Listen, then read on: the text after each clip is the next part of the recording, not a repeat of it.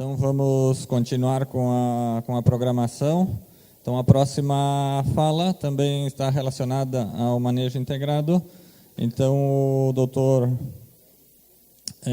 Adalton, do Instituto Biológico, vai nos comentar aspectos relacionados ao manejo integrado, então, de pragas. Boa tarde a todos. Gostaria de agradecer o convite do Henrique, da comissão organizadora, para estar aqui, nesse 7º simpósio. É uma satisfação muito grande de conhecer toda a equipe aqui da EPAGRE e também conhecer vários colegas do Brasil todo, inclusive do exterior. O tema que eu vou abordar é manejo integrado de pragas.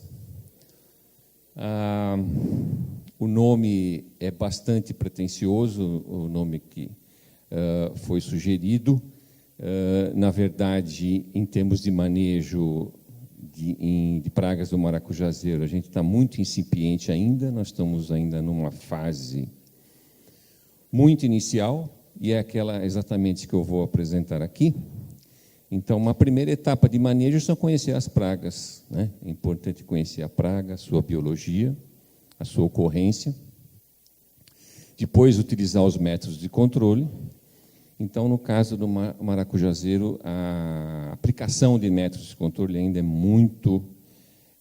está muito atrasada a pesquisa nesta área, né? Okay. Eu fico sediado em Campinas, no Instituto Biológico. A minha colega aqui é a Dolorata, fica em São Paulo.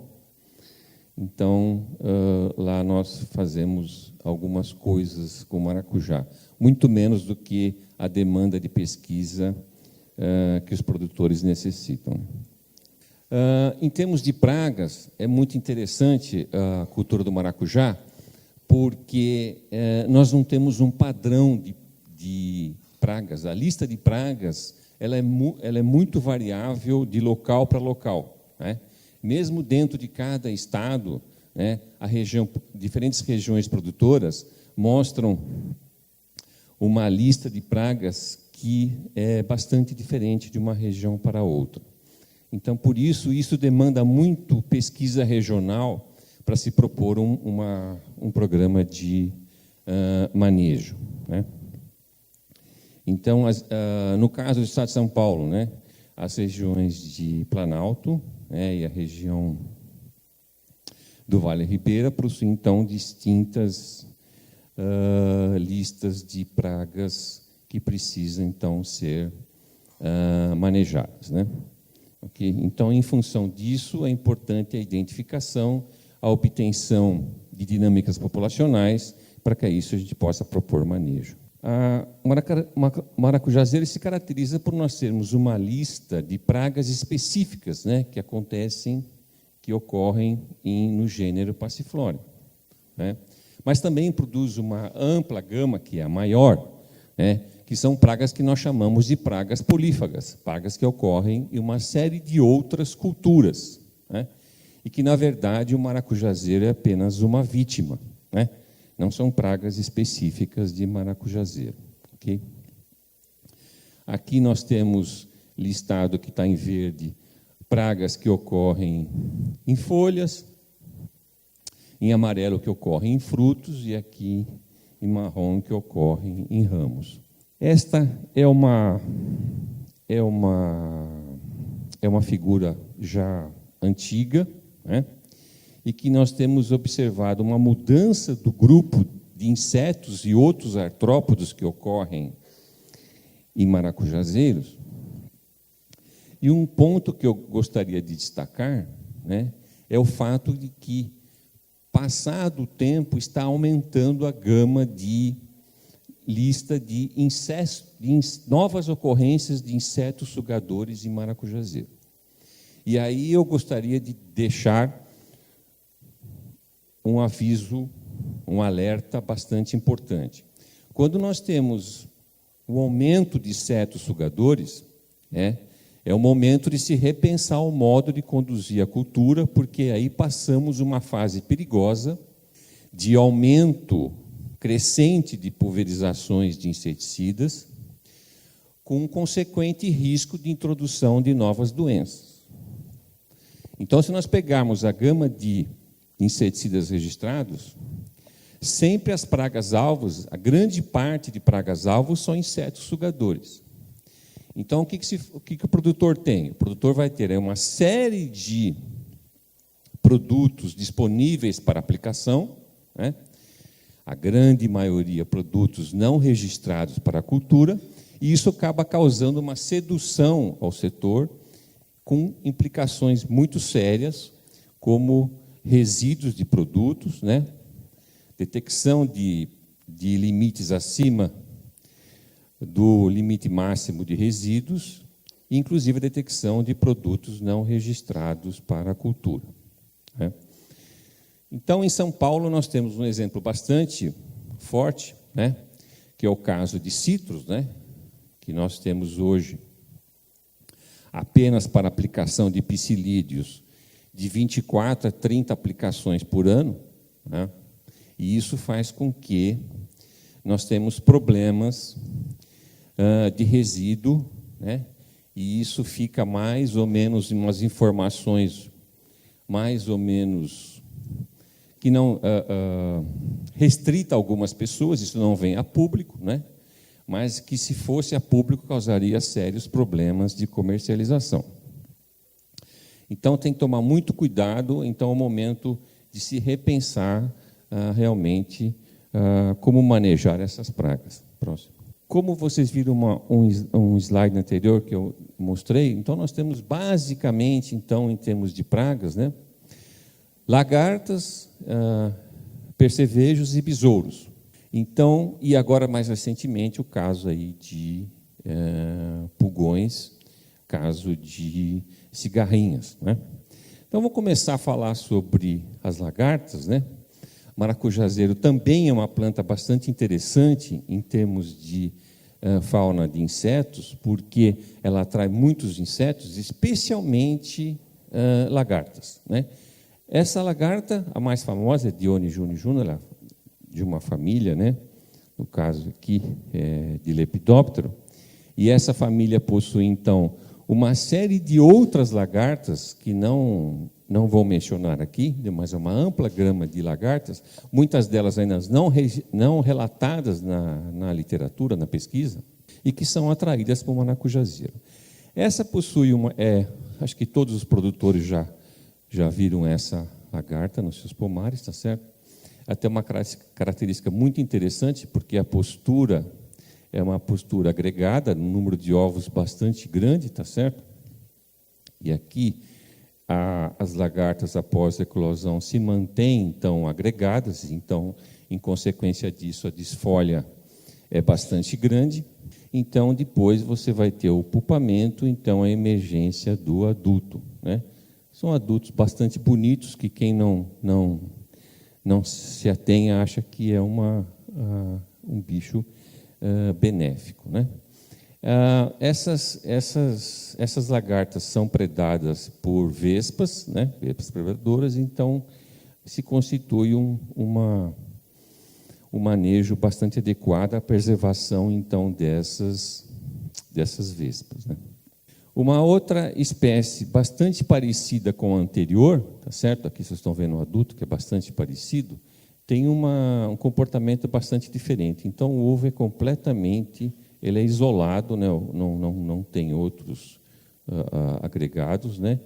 Então, a lagarta é uma lagarta solitária, né? E depois, então, cujo ciclo, a duração do ciclo é muito parecido, né? Aqui estão vendo a parte dorsal da borboleta e aqui a face ventral da borboleta, né? Então, aqui existe, então, nesse ovo, aqui acho que talvez a foto não dê para ver exatamente bem, aqui é um ovo normal e aqui está um ovo parasitado. E esse ovo é parasitado por uma espécie chamada tricograma, extremamente pequena, é uma vespa de 0,1 milímetro de tamanho. Aí outro grupo, que a gente poderia considerar bastante comum, que é o grupo de percevejos, né? Uma espécie muito comum, muito polífaga, Leptoglossus onatus, né? Muito comum em milho, né? ataca várias, inclusive romã aqui, né? Ataca várias culturas, né? Então sugam frutos novos e botões florais, né? Então aqui é uma característica muito interessante, porque ele possui uma mancha amarela transversal e as tíbias expandidas, né? E é um bicho que tanto tem a fase longa na fase de ninfa e também o adulto vive bastante tempo, né? E aí ataca o fruto. Aqui estão os ovos, né? Lineares, né? Conjugados. Aqui está a ninfa e aqui produz então um fruto que não tem então valor comercial. Dentro do mesmo gênero nós temos uma outra espécie chamada espécie Leptoglossus gonagra, certo? E que também ataca o maracujazeiro. Aqui não está muito bom para ver, mas tem um casal aqui, que está em cópula, inclusive, que nós temos, então, um sintoma, e esses percevejos vêm muito em função daquelas propriedades em que tem milho muito próximo. Então, durante a fase de secamento do milho, esses percevejos, então, migram então, para o pomar de maracujá. Essas duas espécies, mais ou menos, então, se integram em termos de ciclo. Uma ocorre de forma mais precoce, que é o caso anterior, por favor. A espécie, então, gonagra, ela é mais precoce e a espécie zonatus, ela é mais tardia. Uma outra espécie de percevejo, na verdade, nós temos 3 espécies registradas em percevejo aqui no Brasil, desse gênero Limenia: a espécie clavígera, a espécie istro e a espécie rubiginosus. Para São Paulo, nós temos principalmente clavígera, e aqui parece que em Santa Catarina nós temos a espécie istro, né? Ok? E aí são espécies, então, que atacam não só a folha, como também atacam botões e frutos. Okay? E vejam bem, esse bicho tem uma longevidade bastante grande, né? Então ele fica todo o tempo, então, sugando essas estruturas. Um percevejo bastante conhecido de todos é o Biactor bilineatus, tá certo? Que possui essa expansão, essas manchas amarelas nas tíbias, né? E esse, então, é o mais comum, então, em que a gente encontra em maracujazeiro, né? E aqui também sugam botões florais e frutos novos, né? Então possui um ciclo bastante longo, né? E aí uma longevidade aí em torno de 30 dias, ou seja, o adulto dura 30 dias. Agora, falando em termos de besouros, nós temos o besouro da flor, Cyclocephala melanocephala, né? É um bicho bastante grande, né? Tem um período larval bastante longo. O período larval ocorre no solo, né? Então, os adultos, então, atacam folhas novas e flores, né? Gostam muito de realizar a cópula na flor, né? Então, às vezes encontra uma flor com um número grande de adultos na flor, né? E ele também ataca outras plantas, como girassol, citros e algodão. Então, no capítulo de girassol, a gente encontra todo o capítulo, às vezes, ocupado por esses bichos, né? Outro besouro importante, muito comum, né? Muito comum, então, em horticultura, chama Epicauta tomaria, um besouro cinza com essas manchas pretas, né? Também ocorre a postura no solo, né? E acaba, então, destruindo as folhas, né? Tem preferência, então, por maracujá azedo. Tem ampla distribuição, então, desde Pernambuco até o Rio Grande do Sul. Um outro besouro comum, que também é cíclico, não ocorre todo ano em grandes quantidades, mas quando ocorre é bastante danoso, chama-se Astilus variegatus, que vocês estão vendo aqui, né? O período larval é bastante grande, ocorre no solo, demora quase 1 ano para completar o ciclo larval, e os adultos se alimentam do pólen. Normalmente eles gostam de realizar cópula aqui na flor, né? Aqui vocês estão vendo, então, a larva no solo, e aqui é interessante que o bicho é muito atraído pela cor azul, né? Então, se a gente colocar armadilha adesiva azul no campo, vai capturar uma grande quantidade desses besouros, né? Agora, falando de besouros que atacam os ramos, né? Aqui nós temos, então, chamada broca da haste, Filones. No Brasil, então, nós temos 3 espécies principais: a crucifer, passiflora e obesos, né? Crucifer, bastante mais importante em São Paulo, Goiás e Tocantins, né? Passiflora, mais importante no Rio de Janeiro, né? E Filones obesos, já registrado no Nordeste, né? Então, a fêmea coloca os seus ovos no ramo, a larva eclode e penetra no ramo e provoca esses entumecimentos nos ramos. Várias larvas se desenvolvem no ramo e também onde ocorre, nesse mesmo local ocorre a pupa. Aqui vocês estão vendo o ramo realmente totalmente comprometido, inclusive aqui atacando mudas, né?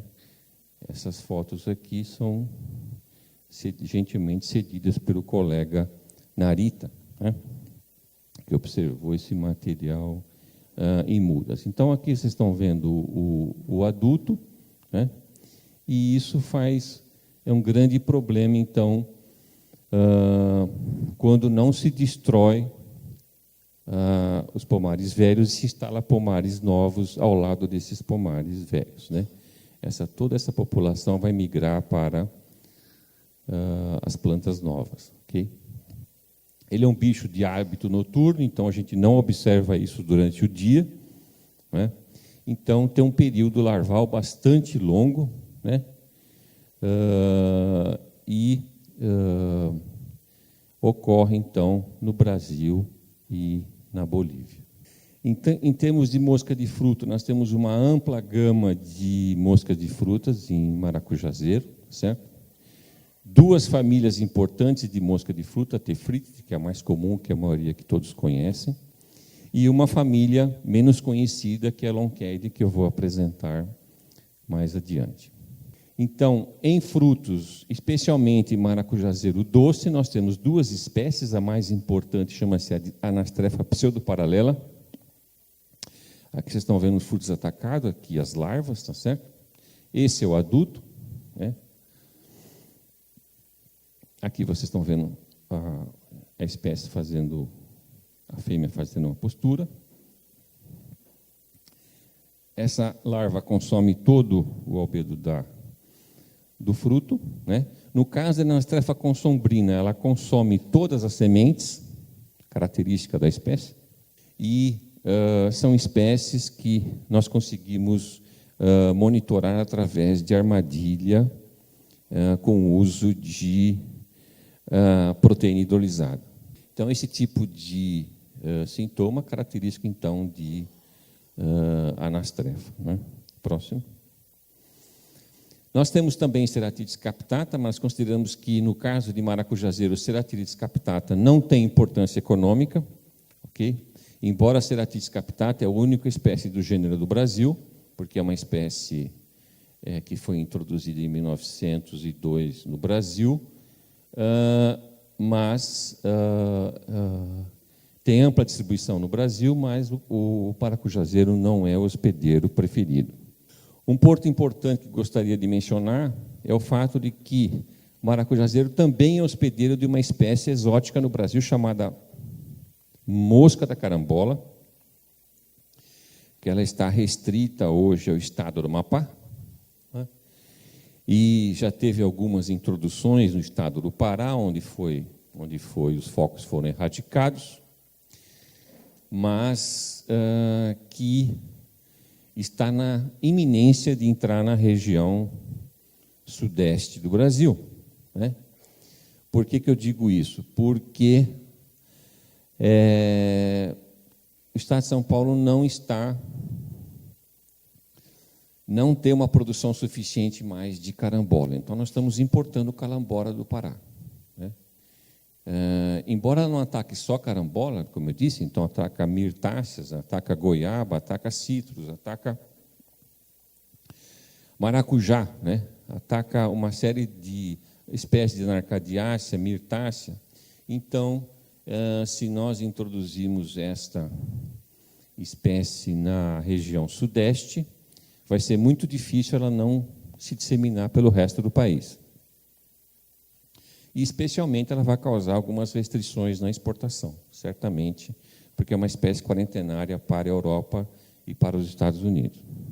Um outro grupo que a gente tem trabalhado nos últimos anos, né, a gente observado, é o caso da família Lonqueídeo, né, o adulto é totalmente diferente de espécie de Ceratites e Anastrefa, né, é uma mosca preta azulada, né. Então, o que nós observamos de interessante é que o maracujá tem uma lista grande de espécies de lonqueídeo, tanto em doce quanto em azedo, né? E a espécie mais importante em fruto, tanto em doce quanto azedo, chama-se Neoscilba azadolica. Então, Neoscilba azadolica corresponde à Anastrefa como se fosse a Anastrefa fratercus. É a espécie mais importante de Neoscilba no Brasil, ok? Então, de todo o material que nós colhemos, então, mais de 90% aí foi de Neoscilba azadolica, né? Então, tem outras espécies de Neoscilba, outros gêneros, que é o caso Leonquea, e também no caso de azedo, a gente observou o caso de Dasiops, né? Duas espécies principais, Inédulis, né, que nós temos aqui também, Santa Catarina, né? E o caso também de Friesene, né? Esses bichos são muito interessantes, muito diferentes em termos de manejo, eles são muito pouco capturados em armadilha, certo? A gente só consegue detectar normalmente quando coleta frutos, né? Então, eles também causam danos em maracujá. O caso de Nédulis é um caso bastante especial, né? Então, é uma espécie que ocorre aqui desde o Brasil até a Colômbia e o Panamá, certo? É um inseto que vai infestar o botão floral, certo? E aí nós temos uma variação em termos de infestação, normalmente é de 1 a 2 larvas por botão, mas nós temos casos até observado de 13 larvas em um botão, né? Não há nem espaço físico para ter tanta larva, tá certo? Dados, nós temos mais dados em termos de dano na Venezuela e na Colômbia, né? Na Venezuela, o caso, então, de até de 65% de botões caídos por causa dessa praga, né? Ela sempre ocorre em reboleiras, então, na nossa região lá, é normalmente entre março e junho. E nós temos alguns parasitoides já registrados para essa larva, que é de Dasiops, certo? Nós temos um ciclo considerado bastante longo por causa de mosca, né, em torno de 22,8 dias, tá certo? E nós temos também já na literatura registrado então o uso de Success, né, que é uma formulação específica de Spinosade, né, que foi desenvolvida para mosca de fruta, tanto para Anastrefa quanto Ceratites, que uma indicação de possibilidade de uso de Success para controle, então, de adultos de Dasiops. Então, a Neoscilba azadolica, como eu disse, é uma espécie bastante polífaga. Aqui vocês estão vendo que o fruto fica bastante danificado, né? Também, então, ocorre aqui do Brasil até o Panamá. Como é uma espécie polífaga, né, a gente sempre observa no entorno dos pomares. Esse caso aqui, então, é um caso de jiló, né, totalmente, então, infestado. Esse jiló está do lado do pomar de maracujá, totalmente infestado por essa espécie. Okay? No caso de Neoscilba, elas não têm um ovipositor tão forte quanto o caso de Anastrefa, né? Mas ela, com o caso do fruto já desenvolvido, ela consegue, então, fazer postura.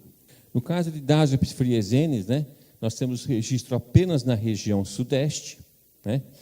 Então, aqui nós temos o adulto, aqui o ovipositor, como é que fica o fruto.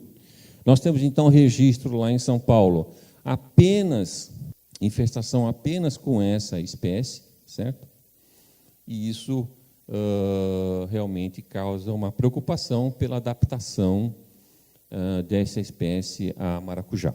O caso, mudando agora de grupo, né, passando para Irapuá, né, nós temos vários relatos, então, de danos em passiflora, né, que roendo toda a base, então, da flor, né, sempre, então, a tática está em sim, buscar o ninho, né, e saber, então, que elas vão roer flores e folhas. Okay? Então, encontrar o ninho, né, seja ele aéreo ou terrestre, é a tática, então, de manejo dessa espécie. O caso de pulgão, que eu não vou detalhar, porque desde ontem nós estamos falando muito disso, né, que é uma preocupação grande, então, como manejar isso, né? Como já foi dito aqui, a partenogênese é telítoca, né? Então, o bicho, apenas uma picada de prova, então, consegue, então, transmitir. Próximo. A outra espécie anterior é a Fisgocipe, esse caso Mysis persica. Então, nós temos outras espécies, eu apenas mencionei duas aqui. Eu coloquei aqui, propositadamente, o caso que nós temos uma série de joaninhas que seriam possíveis de fazer controle biológico, mas sempre quando a gente fala de vetores, né, o controle biológico fica sempre comprometido. Quer dizer, controle biológico de inseto vetor pode valer em outras culturas que não aquela em que o bicho transmite a virose. Então, nós temos uma ampla gama de joaninhas que se alimentam de pulgões, né, mas, como exemplo que nós temos em outras culturas, mesmo introduzindo inimigos naturais, né, que são muito eficientes, às vezes, 80% a 90% de eficiência, o que sobra ainda é insuficiente para reduzir a taxa de infecção. Então, as medidas também de manejo aqui já foram bastante mencionadas. Próximo. O caso de ácaros, né? Nós temos no Brasil, principalmente, tetrânicos mexicanos e tetrânicos desertorum, né? Todos aí de coloração avermelhada, né? Sempre se atribui, normalmente, esses ataques a desequilíbrio na planta, ok? Normalmente não é nem inseticida, normalmente é fungicida, né? E aí eu gostaria de reforçar o que o colega que me antecedeu disse, né? Muitas vezes você tem um desequilíbrio e é muitas vezes causado por inseticida, no meu caso específico, então, mesmo sendo inseto, né? Até a aplicação de fungicida poderá causar desequilíbrios, principalmente afetar inimigos naturais, né? Okay? Então, quando a gente classifica o produto como inseticida ou fungicida, não significa que ele não atue sobre outros organismos. E também são ácaros que têm uma ampla gama de hospedeiros, tá certo? Então, produzem teias, né? E aí, às vezes, esse desequilíbrio vai exigir uma aplicação de um acaricida específico. Aqui o caso de ácaro branco, né? Acho que todo mundo conhece ácaro branco, né? Sintoma em maracujá, então, muito parecido com o mamoeiro, né? Okay? E aqui vocês estão vendo, aqui isso é fácil de identificar, porque o ovo é totalmente característico da espécie, tá certo? Mas é um bicho que tem um ciclo muito rápido, né? Aqui, o ácaro plano, né, que a gente chama, que é o brevipalpus, tá certo? Que também transmite uma virose, né, chamada vírus da pinta verde do maracujazeiro, né? Esse exemplar é vindo de maracujá, ok? Na literatura nós vamos encontrar em maracujazeiro a espécie Brevipalpus fenecis, mas hoje nós sabemos que não é fenecis, ok? Nós estamos em processo de identificação. Esse grupo foi avaliado agora recentemente no mundo todo e o que nós sabemos é que o que transmite não é fenecis, ok? Isso tem uma implicação, não só uma implicação taxonômica, científica, né? Mas tem uma implicação quarentenária também. Okay? Então, é importante definir qual é a espécie. Okay? Provavelmente, no Brasil, a espécie seja papaiensis, do mesmo modo que é na Colômbia.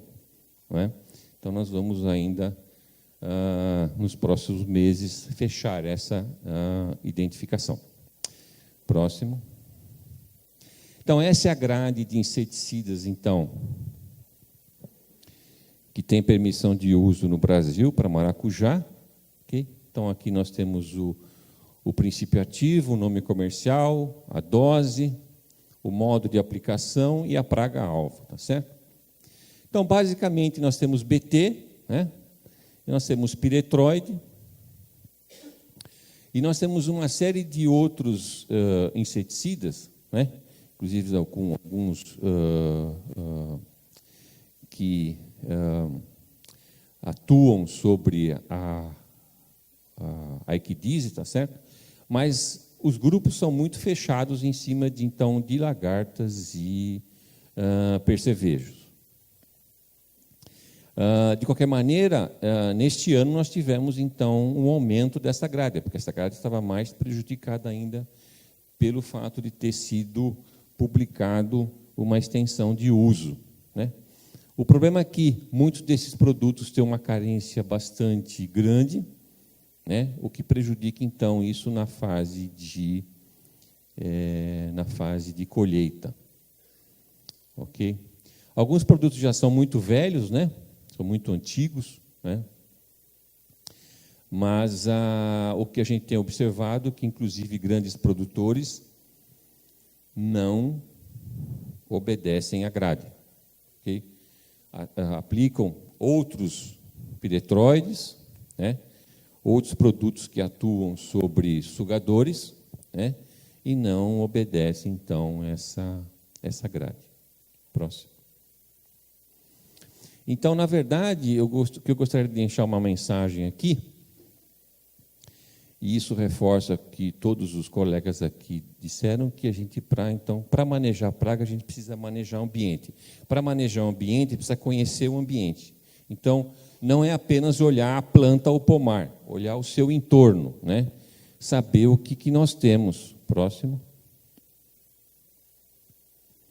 Aqui, inclusive, né, saber dessas plantas daninhas, né, que estão aí, então, muito próximos, então, carregando espécies que vão atacar, então, o maracujá. Próximo.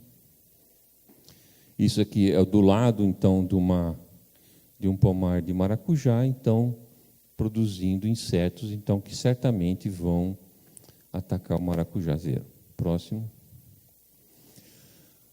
Em termos de perspectiva, eu gostaria, então, de dizer que a parte de controle biológico precisa muito evoluir no maracujazeiro.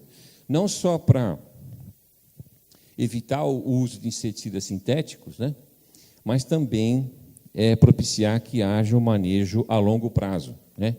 Então, como no Brasil hoje nós temos em torno de 10, 11 produtos à base de Bovéria baciana registradas no Ministério da Agricultura, então nós temos que utilizar essa ferramenta, né, para manejar pragas do maracujazeiro. Então, não importa, quer dizer, vai ter uma atuação sobre lagartas, sobre percevejos, sobre besouros e, eventualmente, até sobre ácaros. As doses de ácaros são umas doses mais elevadas, mas também vai ter uma atuação, vai ter uma ação bastante interessante. Então, outra coisa que nós poderíamos tentar, ou refletir, ou discutir, é tentar utilizar óleo de nim no período vegetativo, né? Isso acho que existe tecnologia, possibilidade, nós vamos ter, a médio prazo, alguns produtos registrados, certo? Com formulações diferentes, né? Eu acho que isso seria já que ele tem ação sobre uma série de pragas do maracujazeiro, eu acho que o NIM poderia entrar dentro de um contexto maior, não só para controlar, como também funcionar como repelente a essas pragas. ok? O NIM ele tem uma ação também translaminar, né? E aí poderia então entrar num programa então de manejo em maracujá. Embora o período agora, no período de floração, tem que tomar alguns cuidados, porque ele poderia então repelir a ação de mamangavas, né? Eu gostaria de agradecer ao meu colega Miguel, né, que colaborou então na produção do documento do evento, ao colega Marcelo Eiras, ao meu orientado, né, que me ajudou em algumas fotos, e ao doutor Narita pela sessão das fotos. Muito obrigado.